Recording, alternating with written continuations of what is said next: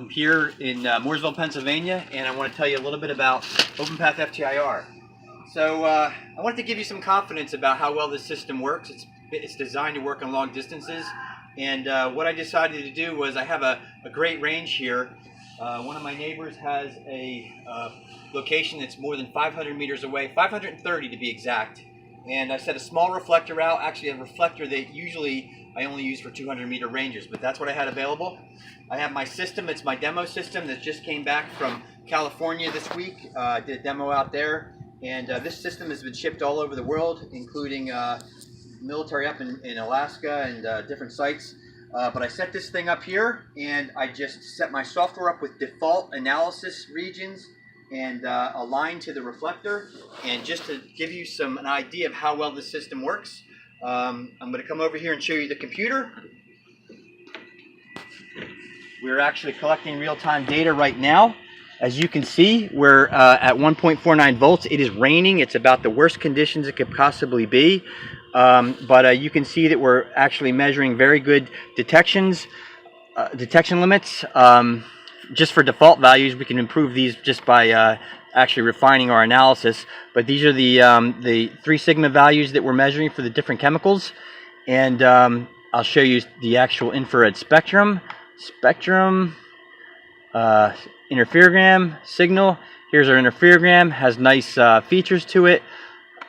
That's where the zero path distances are at the most interferences. Let's show you the spectrum single beam. Here's the signal spectrum. So after a Fourier transform is applied to the interferogram, you get a single beam spectrum. We have 2 regions here, which is the fingerprint region from 700 to about 1300 inverse centimeters. And then we have the hydrocarbon stretch region, which is here from about 2500 to 3600 inverse centimeters. Those are the 2 windows where we find most of the chemicals that you guys will be looking to analyze for. So we collect a single beam for the background, a single beam for the data run. We divide one by the other, inverse log base 10, and we come up with what's called the absorbance spectra. So window, spectrum, absorbance. And this is what the absorbance. This is that area that I told you about before. This is where you see the target chemicals that you'd be measuring, like benzene is right in here. If it were to be detected, we'd look in that region. We come over here. This is the hydrocarbon stretch region. You would see chemicals coming in absorbance around this area if you had hydrocarbons. And basically what you see is these areas here is where we have no detector response and no detector response there. We just collect a little bit beyond it because we measure everything. So I'll go back to our original screens.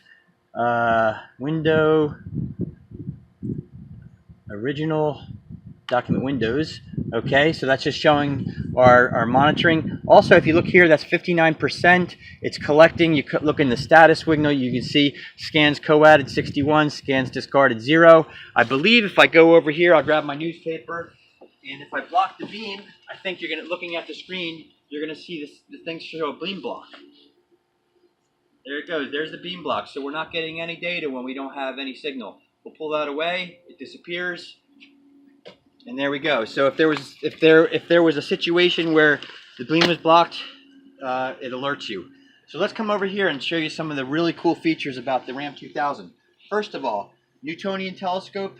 It has a 10-inch aperture, but it's very highly refined. It has a collimation adjustment in the back, and we also have beam steering, and we have a focus adjust. But let's come over to the back of the system. In the back of the system, you see our elapsed time meter. We see our heater, which controls the stabilization of the bench. We have our swage lock connectors, which allow gases to be flowed in for QA/QC. We have our Ethernet cable, which the whole system is controlled by the PC. The system is assigned an IP address so that we can do remote access to it. This lamp here is an awesome lamp. It's like an idiot light on your car, but it's called the scan indicator lamp. And you can tell a lot how quickly that flashes. It can tell you how well your interferometers are performing. Okay, so the inside of the system, you have your infrared source here. It goes into the interferometer. Interferometer is the moving mirror system. It comes out of the interferometer, hits a beam splitter, goes. Oop, it is raining. goes from the beam splitter. This is our focus adjustment. I think we're the only system that has this focus adjustment. The focus adjustment is very important because what happens is, even if you have perfectly refined mirrors when they're shipped to you, what happens is, as you get out to a long range, there might be aberrations in those mirrors, and the focus adjustment allows that, just like you would a visual telescope, to focus your infrared energy to the best of the system's ability. So that focus adjustment is just made by putting a screwdriver there, and that slides in and out. So goes out to the Newtonian telescope, where again, let me show you real quick, if you can zoom in here. You can see 1, 2, 3. We have this really cool bearing that sits in the center here. It's very ruggedized. That's how we can ship it all over the world. And we just turn these things, and that allows the collimation. So coming back this way, the energy comes back into the system, goes back through the beam splitter in this direction, and we have an offset parabolic mirror sitting right down here, which directs the energy into our K508 cryocooler. Now the cryocooler has a Stirling engine. This is the one that was made by Infrared Associates. It's actually a right core cooler, but the Infrared Associates puts the MCT detector inside, and the whole entire thing is then detected. The ions are on the MCT detector. We have a preamplifier circuit here, which the ribbon cable carries it over to our ADC circuit, an 18-bit ADC, which does the conversion. And then we have an onboard computer right there. So that onboard computer converts the signal, or actually transmits the signal out. So you see the Ethernet cable, it comes back out here and exits the system. You'll notice over here, here's our heater that allows the system to remain stabilized. And I'm going to shut this because it's raining, but let's come around here and let's look at the front real quick. If you can. Whoop. Let's take a look at the inside of our telescope. You can see our secondary mirror here, which is directing the energy back into the chassis bench, and then the primary mirror is sitting in the back there. So that's how the system works. If we take a look and see the reflector way out there, maybe you can zoom in, and it's next to that garage out there. But if you can look through the actual bore sight, you might be able to catch an image of it. There you go. Okay, so next to that garage, 530 meters away, is our reflector. It's our small reflector. And we are still, in this rain, getting 1.36 volts, which is absolutely incredible. So I think these are probably the worst conditions we could be in.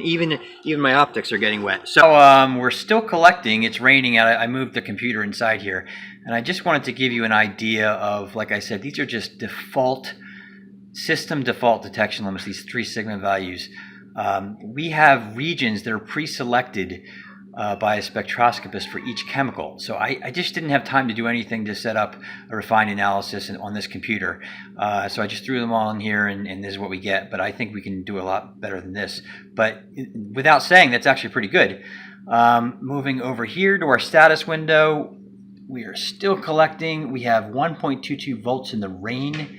Nothing's being discarded. You can see there NEA noise, which we calculate the noise on every run. That's a great TO16 thing. But that NEA noise is creeping up, and what that really is the effect of the water vapor in the spectrum. I'm going to actually pull that up really quick here to show you if we can see that water really getting more and more. Spectrum, single beam signal. Let's get that bigger here. So you can see in here, these water peaks absorbing down. They're just really getting big. So we're measuring in between here, and that's what's going on. So anyway, it's still going. And if I look back out here on the porch, I covered up my spectrometer, and in the rain, still doing good. Looking out there, I'm going to see if I can zoom in really across. So what we're seeing here is, that's as far as my zoom goes. That shed right in the middle there, my reflector is right next to that shed. We'll go down and take a look. Okay, so we're driving over to the other side of the neighborhood here. Just give you a little idea what Pennsylvania looks like. This is a section of Pennsylvania outside of Reading. Berks County is very agricultural, a lot of farming going on over here, and that's why we moved. I actually was from Jersey my whole life, and my wife and I moved the whole business and everything out here to Reading in 2003, so it's been quite some time. And we'll come back over here. Okay. Come down over here. That's the other side looking back to where we were with the FTIR. Coming over here, this is the reflector, and like I said, it's a small reflector. It stayed dry though, which is pretty good. Let's get some sizing on there. I can get a tape measure, and let's see how big this array is. So this one is about 16 inches, less than 16 actually, 16 by 16. It's by, yeah. So it's a little bit smaller than